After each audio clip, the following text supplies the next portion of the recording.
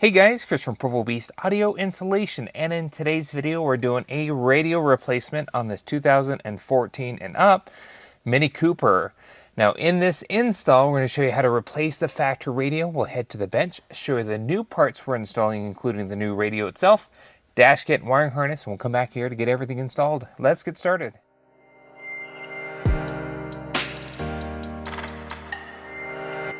Now, before we jump into things, couple of things to note. Depending on your year and trim Mini Cooper, and this may or may not work in your application. For us here today, we have more of a base audio system. We don't have the upgraded amplifier. If you did, you'd see the factory amplifier speakers on the A-pillars, which we don't have, so we have more of the base audio trim. Additionally here, our radio itself does not have the speedometer. It's literally just a radio, which in our application allows us to replace it. If you had a speedometer or anything else engine data related here in the radio, generally in those applications you can't just simply replace it with an aftermarket one. There are no-name cheap Chinese Android-based radios that claim they can retain that, but you might run into compatibility issues. In our application, our speedometer is over the steering column, and including the tach. It's all right here, all our engine data. This is literally just the radio. Now I do have some various panel tools. You'll see these kind of like little nubs, and in the center of these little nubs, there's a little circle. You push in the circle on both of them. Very, very gentle. You don't want to mar up your finish here. Very gentle.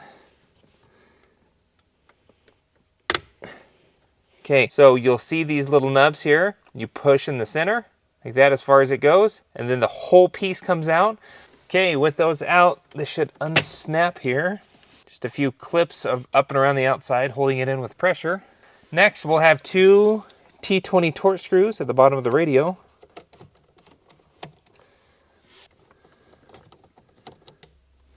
Next, here at the top of the radio, we just have to pop off our speaker grill. It should just be held in with clips. It's really easy.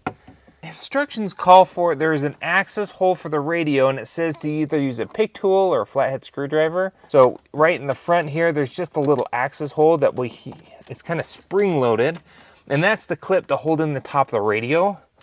So as you press that in, this should relieve the clip, allowing the radio to come out.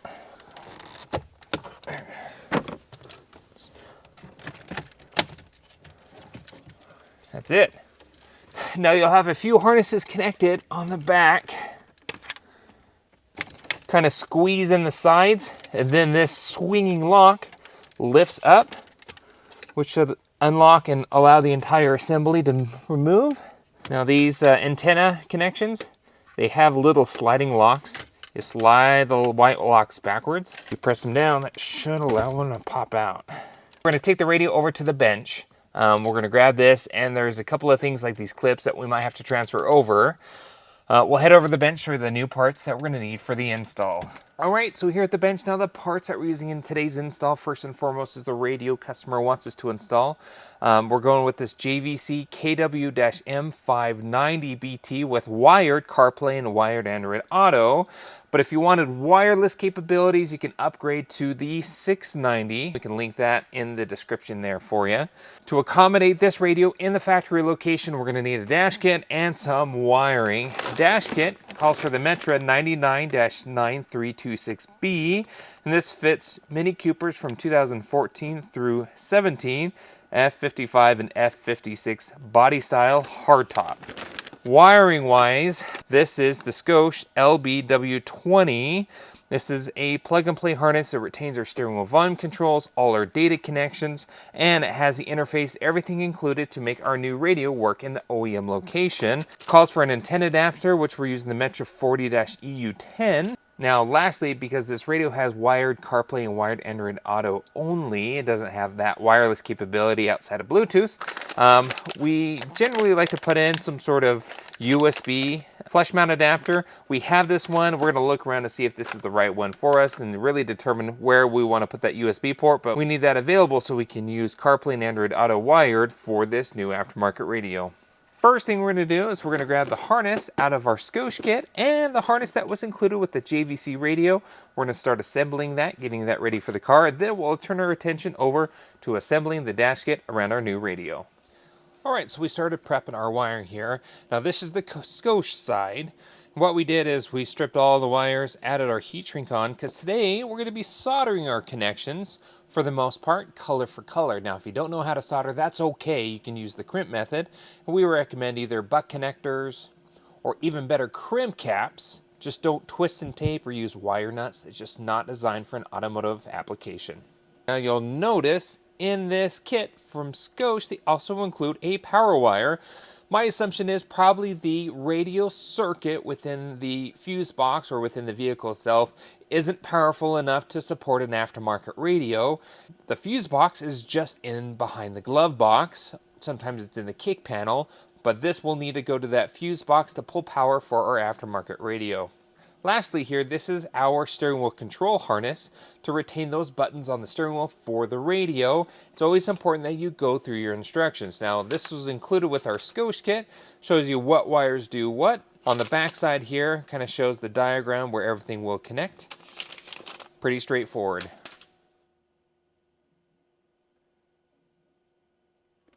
Okay, so we finished soldering up our harnesses here. Basically, it was 99% color for color. Our whites, grays, greens, and purples are speaker wire. Those all identically matched. Black is our ground. Now, solid blue is a power antenna or remote turn-on wire. So we connected that to the remote turn-on wire of the radio, which is blue-white.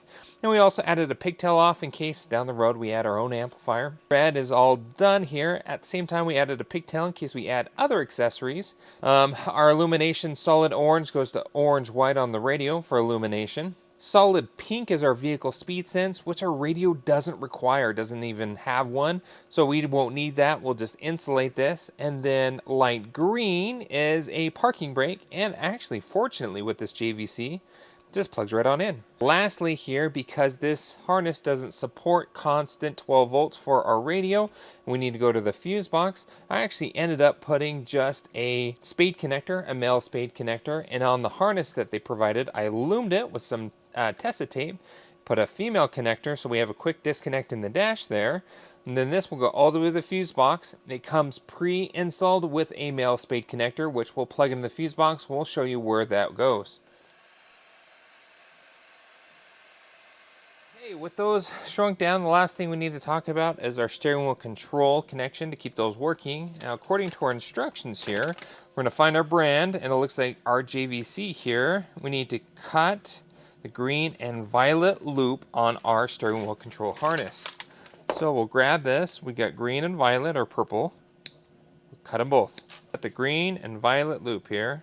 What that's going to do is tell our module that we're installing a JVC. Now, in our case, the one that we need for our JVC, it looks like we're not using that 3.5 millimeter because our radio doesn't have it. So it says to use brown for key 1. Key 1 will connect to our steering wheel control wire.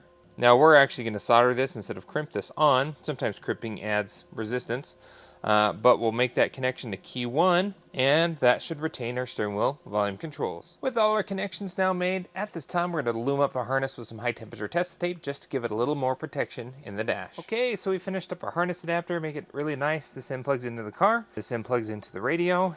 Got our extra connectors here if we use those down the road. That's it. Now remember, this end plugs into the extension harness that will go to the fuse box. We'll show you how to run that wire here in a moment. So we'll set this off to the side. We're going to turn our attention over to assembling our dash kit. Now, according to our instructions, we need to grab the factory radio. We need to remove the hazard switch. Just push that on out. And we also need to remove these metal clips. Take your time here. I don't want to damage them. They're little teeth that dig in. Okay, that's it. We're done with our factory radio. Okay, so with the factory radio done, here is our new bezel. As you can see, we need to add our new 2 top clips onto this piece. And just push on, just like that. Now this hazard switch clips into the main panel, which is one of the last steps that we do. So we'll just set this off to the side. Next here, we're going to grab our 2 brackets and our radio. Now, with the supplied screws from our JVC, we'll mount this up to the bracket. We may have to do some adjusting just to ensure that the bezel itself, that there's no gap between the radio and the bezel. All right, so we got those brackets on. We're gonna still do a little bit of adjustment. Next here, we're gonna grab the new bezel, and we're gonna snap these clips on that are supplied with the kit. Now we're going to just check for fitment, make sure that this will snap all together. That looks pretty good. Nice and flush. Now if you're doing a single den, they do include a pocket and some screws to mount this within the bracket. We don't need that. We're not doing a single den here. Really, at this point in time, we're going to grab our antenna adapter and we're going to start looking around for a good place for a flush mount adapter. We're going to head back to the car to start doing final reassembly. Additionally here, we're going to mount our Bluetooth mic. We'll find a good place to put that. And it does include also a GPS antenna for better location accuracy when using CarPlay and Android Auto. So we'll try to find a good place for this as well. So back here in the car, we're going to start prepping, pulling our power wire. Remember that yellow wire that we loomed up? We just fished it down. It actually comes out the dash.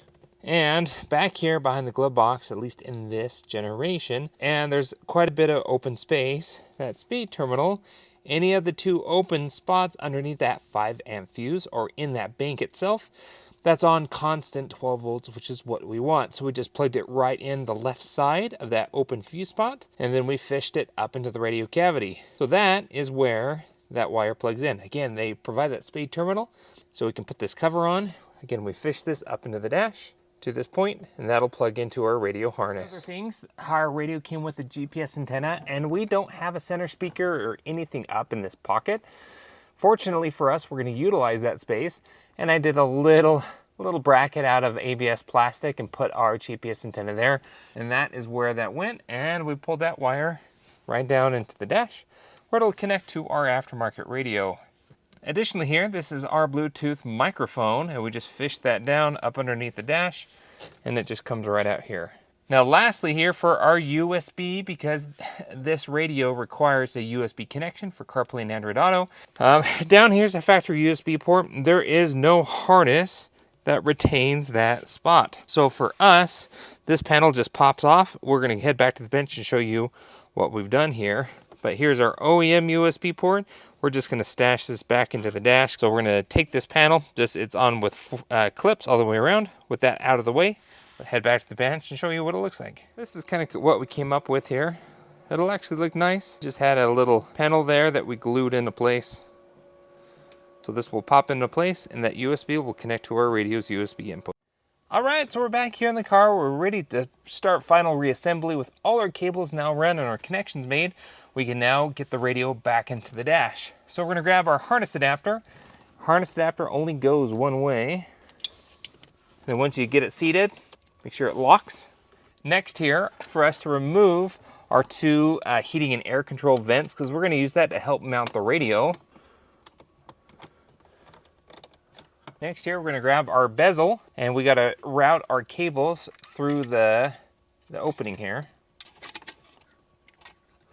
Then this should just clip right in. Next here, we're gonna grab our radio. Now our radio has a couple of connections that we need to make.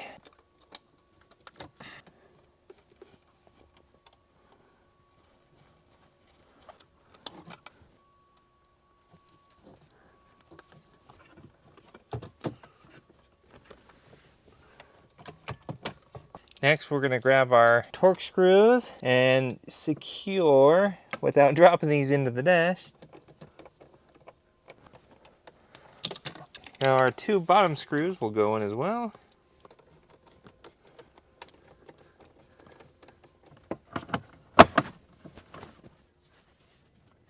Right, radio boots up, that's great.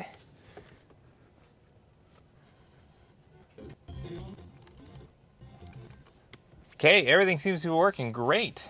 Plug in our USB little panel that we created here. Next here, let's feed our harnesses through our finished panel. Be very careful, you don't want to scratch this. And this just snaps on.